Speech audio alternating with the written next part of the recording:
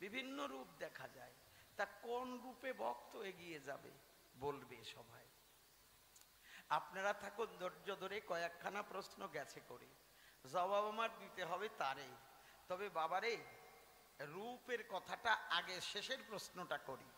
বর্ণনা শ্রবণ করুন সুধীজনা। রামকৃষ্ণ গৌরাঙ্গ, শিবকালী বনমালী আলাদা কেউ নয়। যারা পাগল উপাধি পায় তারা যেদিকে তাকায় সব জায়গায় তো পাগলকে দেখতে পায়। আমি বলি পরিষ্কার করে, মনোযোগে যোগে জাগে যোগী হলে সর্বধর্ম সমন্বয়ে সেখানে প্রেমের বন্যা বয়ে যায়। সেই জন্য রাম, কালী, গৌরাঙ্গ আলাদা কেউ নয়। হরি ঠাকুর এসেছে তারপরে সেটাই দেখা যায়।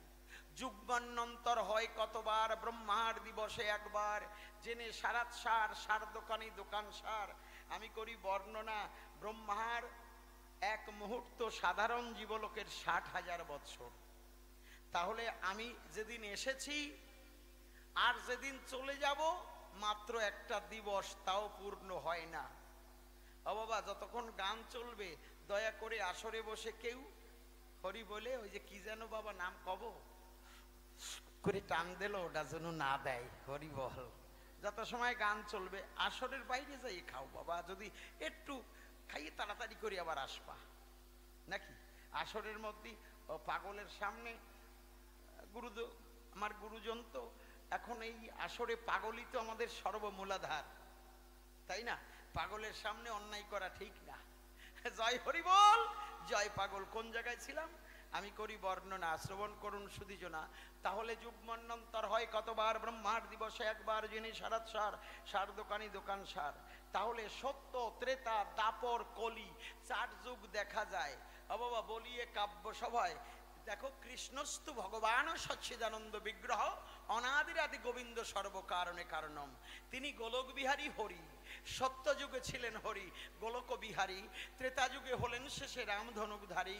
দাপরেতে জন্ম নিল নন্দগোপ ঘরে, বাল্য খেলা গোষ্ঠলীলা ব্রজরাজপুরে। কলির আরম্ভ কালে জন্মে নদিয়ায়, এবে সে জন্ম নিল ওরা কান্দি গায়। পূর্বেতে করালো ছিল মাতৃ সন্নিধানে, শেষ লীলা করিব আমি ওই স্বর্ণকণি।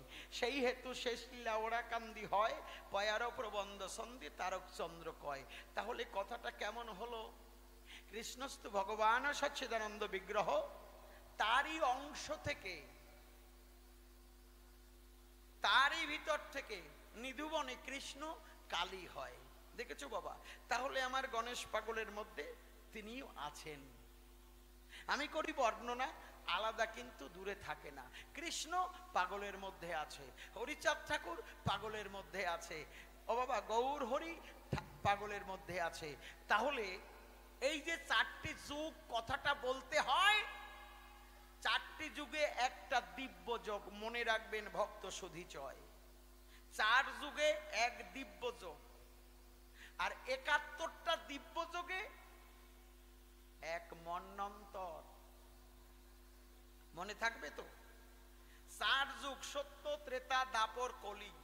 কথাটা শাস্ত্র থেকে খুলে বলি, কথা মিথ্যা নয়। সত্য, ত্রেতা, দাপর, কলি, 4 যুগে একটা দিব্য যোগ হয়। দিব্য যোগ যারা দেবতার সাধনা করে, আমি বলি পরস্পর পরে, তারা কিন্তু যোগে মিশে যায়। 71টা দিব্য যোগে এক মন্বন্তর হয়, তাই না? 71 দিব্য যোগে এক মন্বন্তর।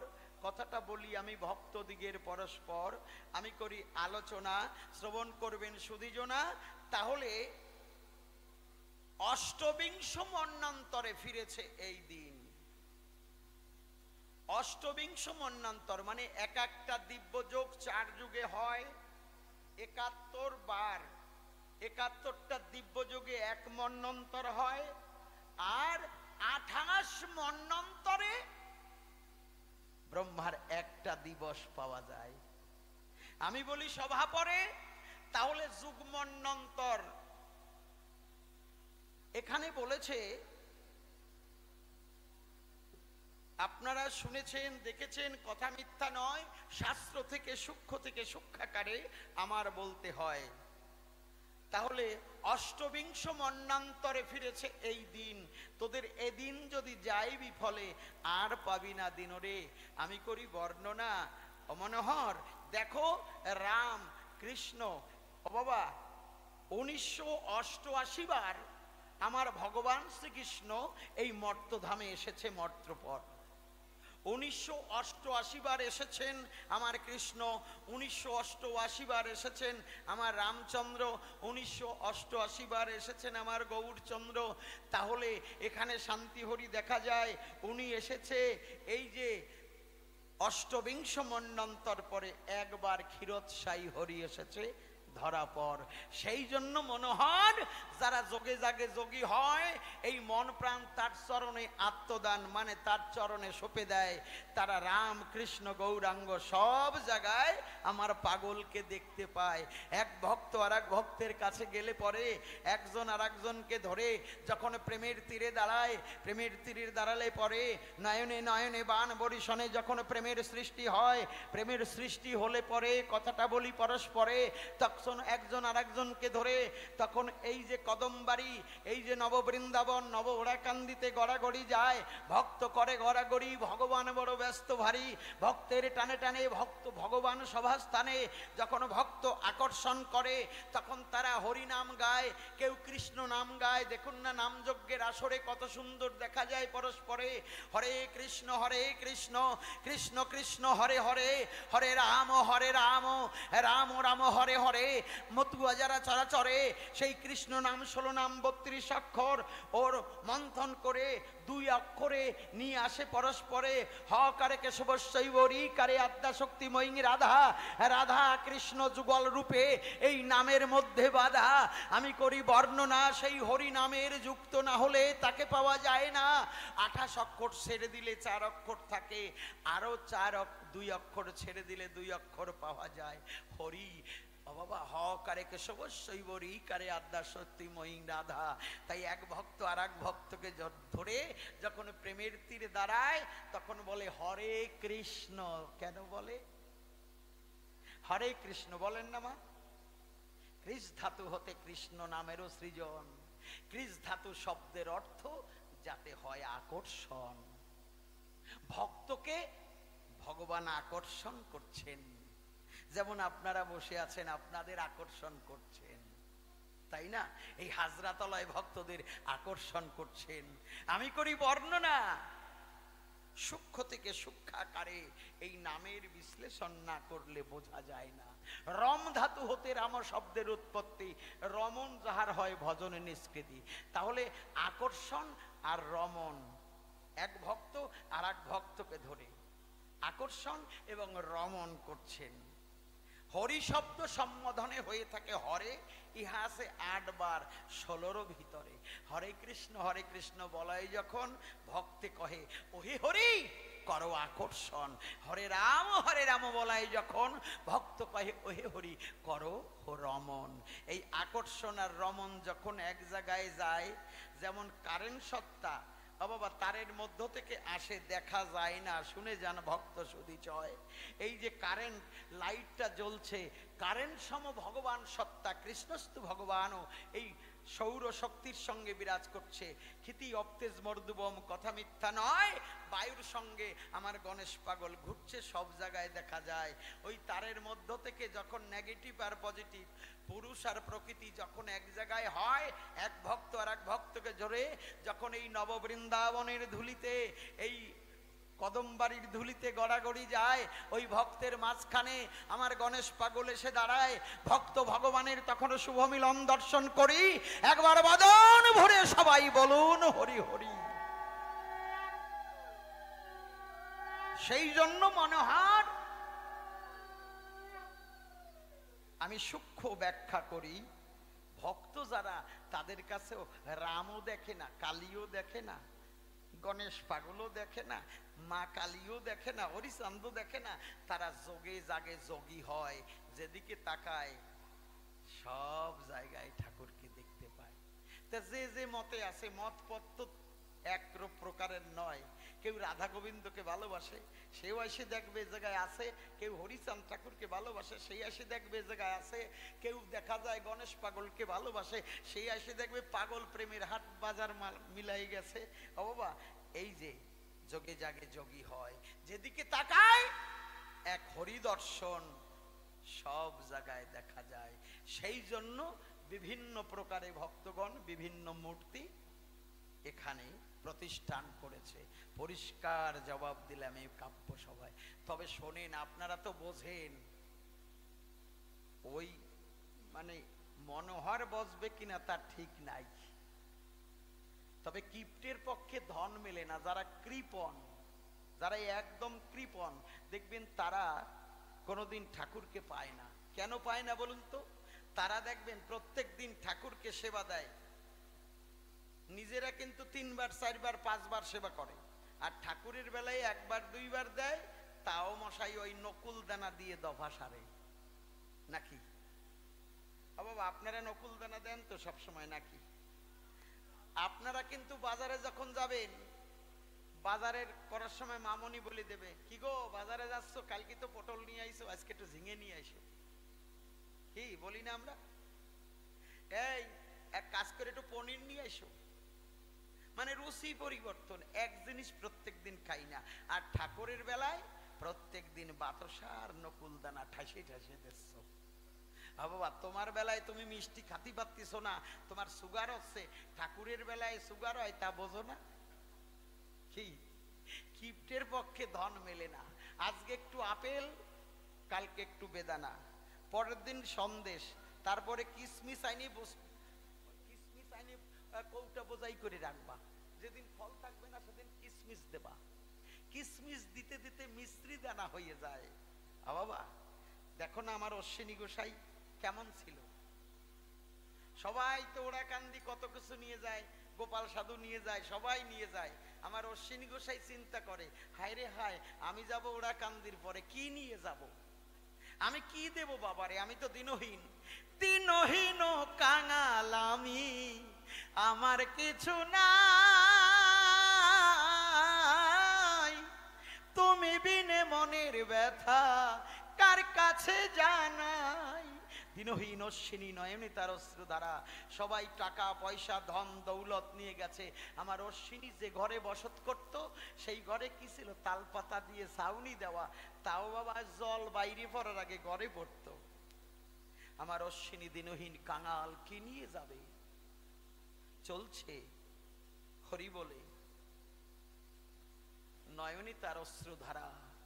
শুনে যান ভক্ত যারা, যখন ধীরে ধীরে করেছে গমন।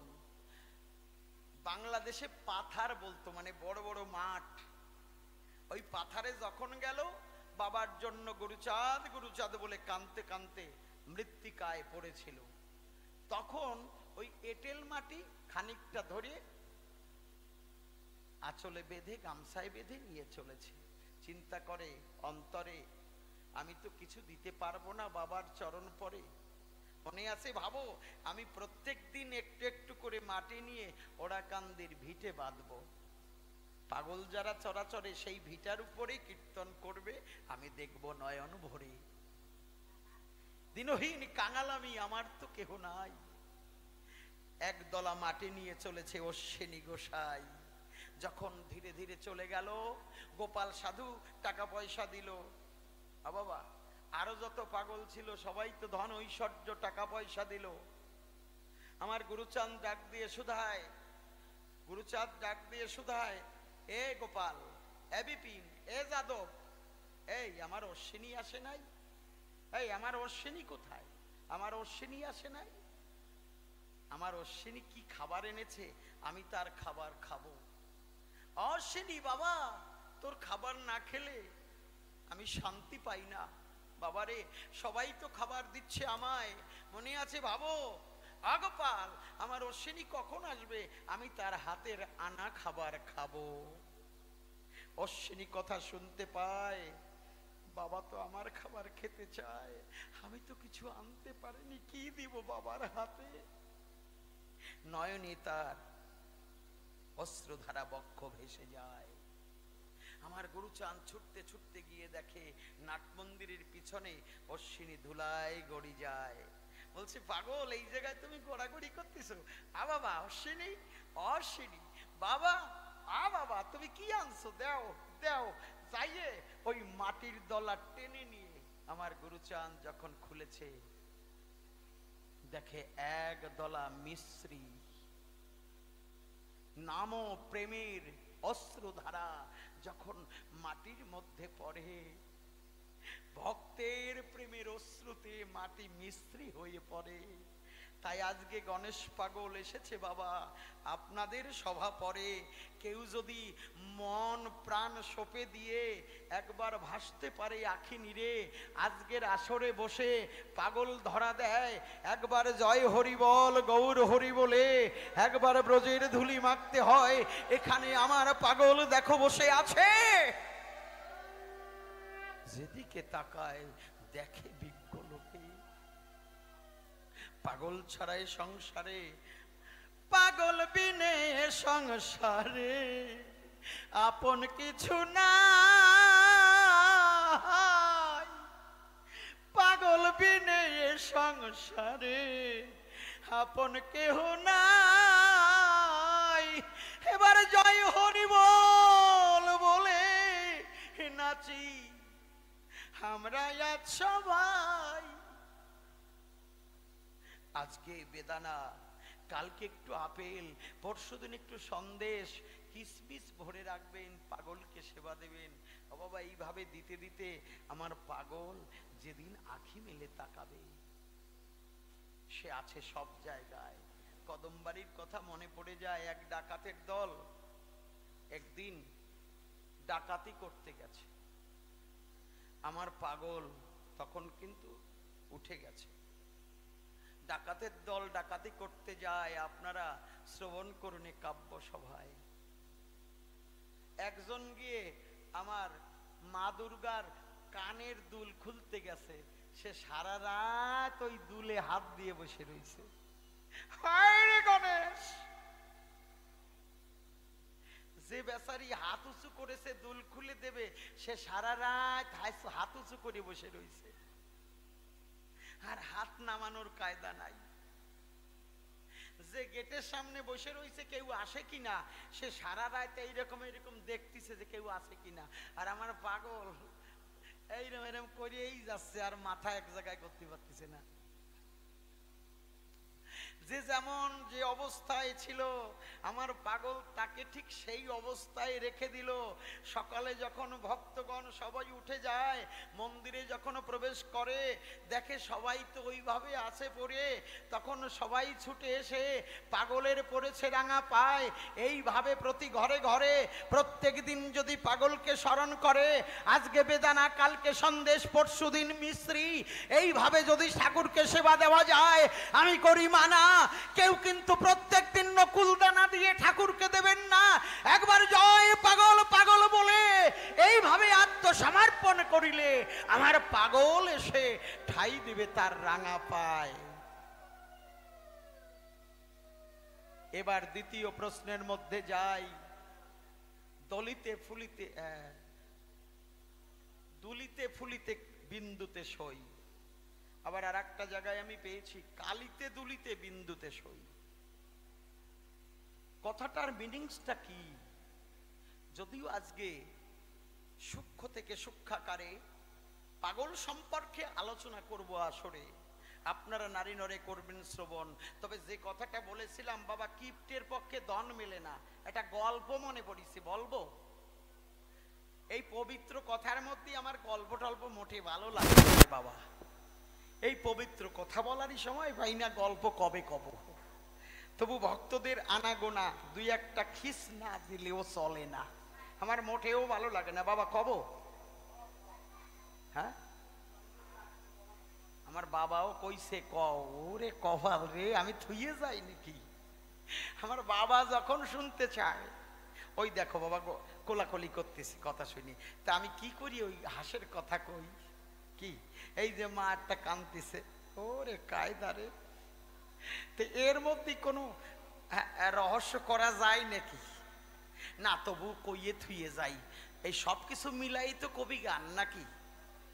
হাসি কান্না প্রেমের বন্যা, জীবন হবে ধন্যা, তার মধ্যে তো পাওয়া যায়।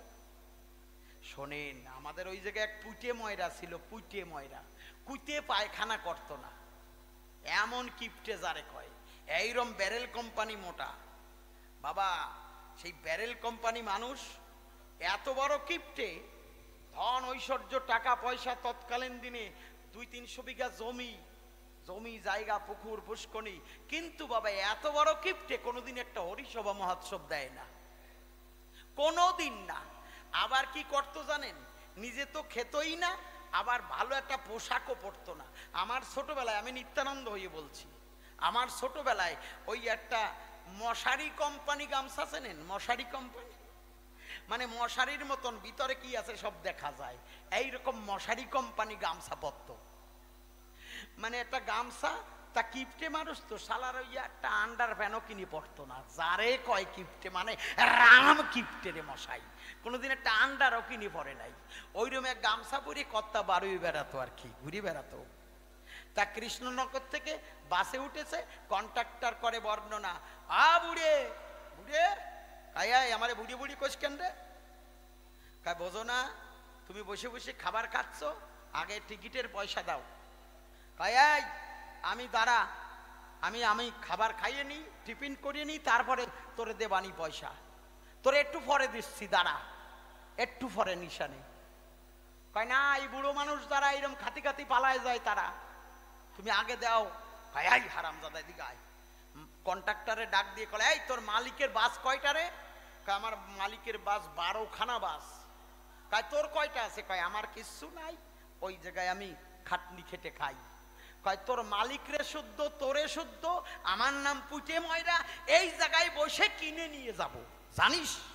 মশাই ওই যে গামছাটা পরিছে, আন্ডারপ্যান্ট নাই, ওই গামছার খোট থেকে সেই দিনকার কথা বলছি, আজকের কথা না। কৃষ্ণনগর থেকে বাসে করে যাচ্ছিল তো, বাবা টান দিয়ে 5 লাখ টাকা বের করেছে এই জায়গার থেকে।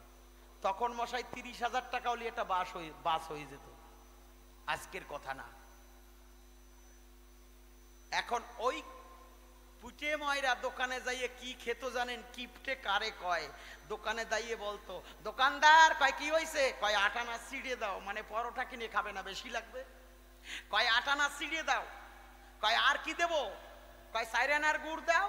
ওরে খা, টিফিন কারে কয়? 8 আনার ছিড়ে আর 4 আনার গুড় দেবে কিসে ভরিয়ে? 8 আনা ছিড়ে। দোকানদার করে বর্ণনা, সারাটা ঠোঙায় না দিলি তো বুড়ো নিতে পারবে না, ওর কাছে তো কিছু নাই, এটা গামছা পরি রয়েছে, কি আছে, নেবে কিসে করে? করছে কি জানেন?